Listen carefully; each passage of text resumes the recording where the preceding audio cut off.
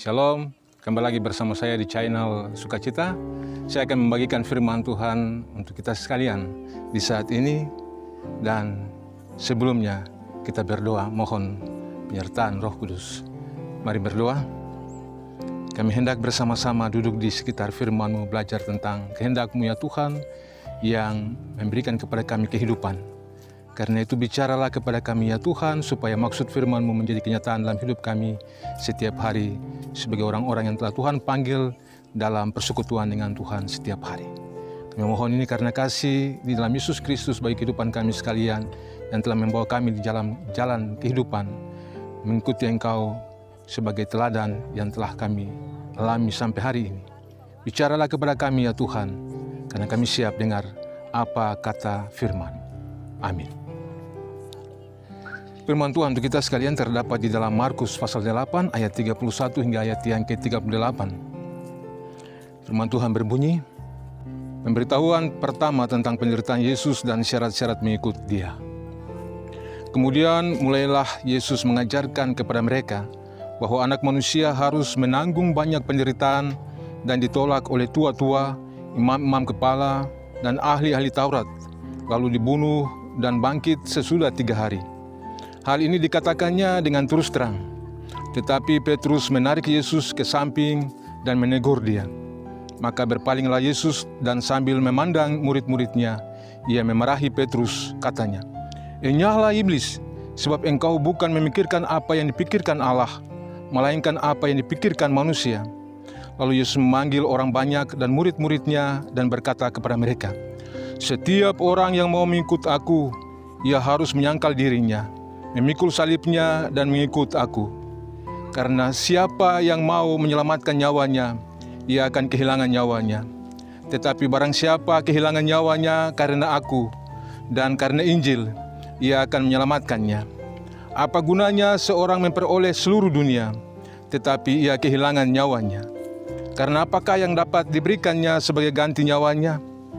Sebab barang siapa malu karena aku dan karena perkataanku di tengah-tengah angkatan yang tidak setia dan berdosa ini, Anak Manusia pun akan malu karena orang itu apabila ia datang kelak dalam kemuliaan Bapanya, diiringi malaikat-malaikat kudus." Demikian firman Tuhan. Tuhan memberkati sahabat Klafos sekalian.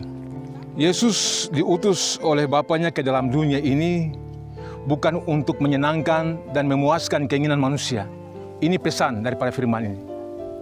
Dan karena itu tema kita adalah makna kesengsaraan Yesus bagi manusia.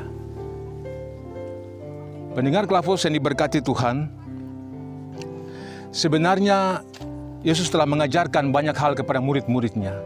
Dan pada tahap ini pula, Yesus kembali mengajarkan mereka dengan berkata bahwa anak manusia akan menanggung banyak penderitaan dan ditolak oleh tua-tua, imam-imam kepala dan ahli Taurat.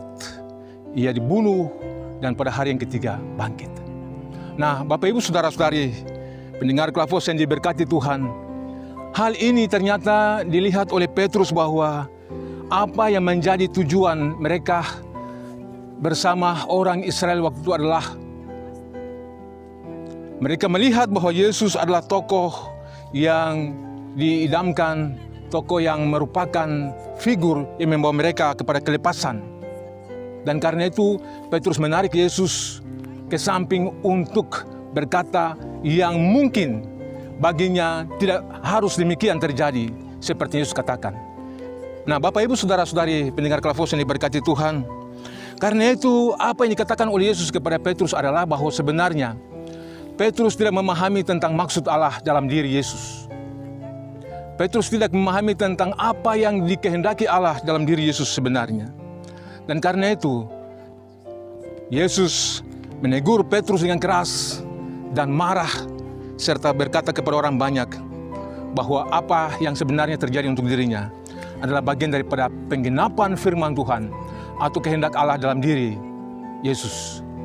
Nah, Bapak Ibu Saudara-saudari pendengar Klafos yang diberkati Tuhan, sebenarnya makna apa yang sebenarnya kita petik daripada bagian ini? Terkadang kita mau ambil sikap atau cara seperti Petrus. Kita mau pakai cara kita. untuk memikirkan apa yang tidak dipikirkan Allah dalam kehidupan kita.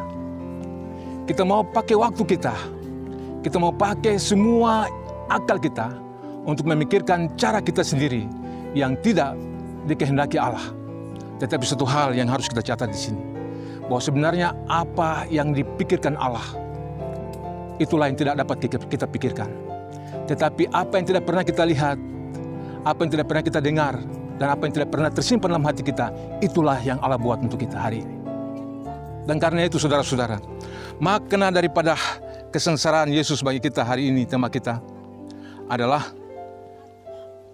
bagaimana kita menyikapi penderitaan Yesus sebagai bagian daripada tanggung jawabnya untuk memberikan pengampunan besar kepada kita hari ini.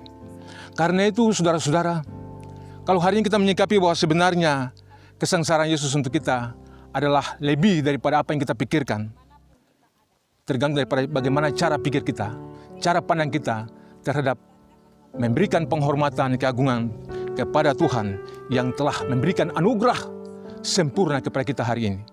Hal yang kedua saudara-saudara, bahwa sebenarnya ketika kita mempercayai hidup kita kepadanya karena sikap kita kepadanya, maka kita harus ikut juga menderita bersama-sama dengan Dia.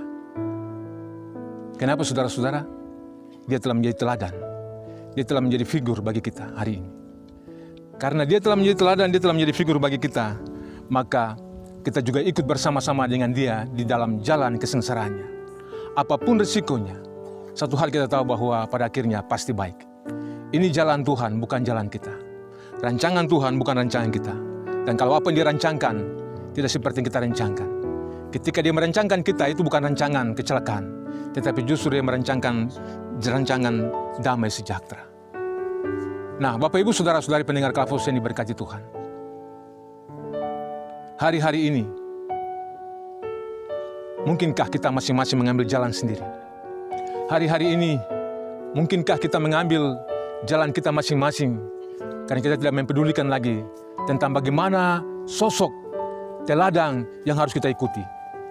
Mungkin kita mencari tahu di mana cara yang tepat kita harus mengikuti, tetapi hari ini kita belajar tentang Yesus.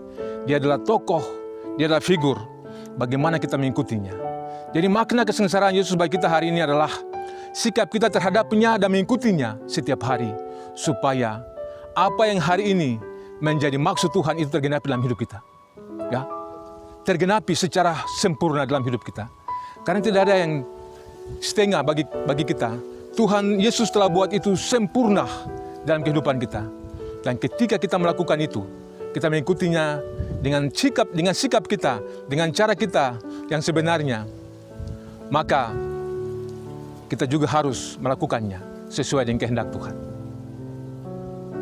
Siapapun kita, dimanapun kita berada, apapun status kita, apapun keadaan kita, apapun situasi kita, hari ini kita belajar tentang Yesus. Karena Dia telah melakukan banyak hal untuk kita. Maknai kesengsaraannya, karena ini teladan bagi kita sebagai orang-orang yang telah diselamatkan. Kita dan dunia ini telah ditebus dalam keselamatan kekal. Belajarlah bersama-sama dengan Dia, karena artinya bagi kita adalah selamat. Tuhan memberkati kita sekalian dengan firman ini. Amin. Mari kita berdoa.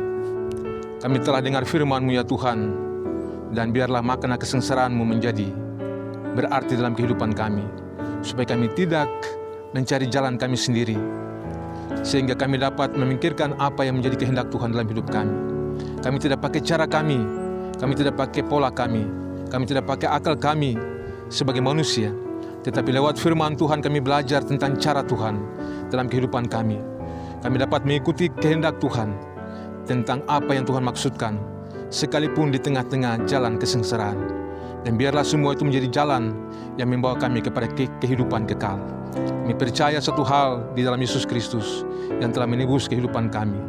Oleh sengsara itulah kami semua mendapatkan kehidupan.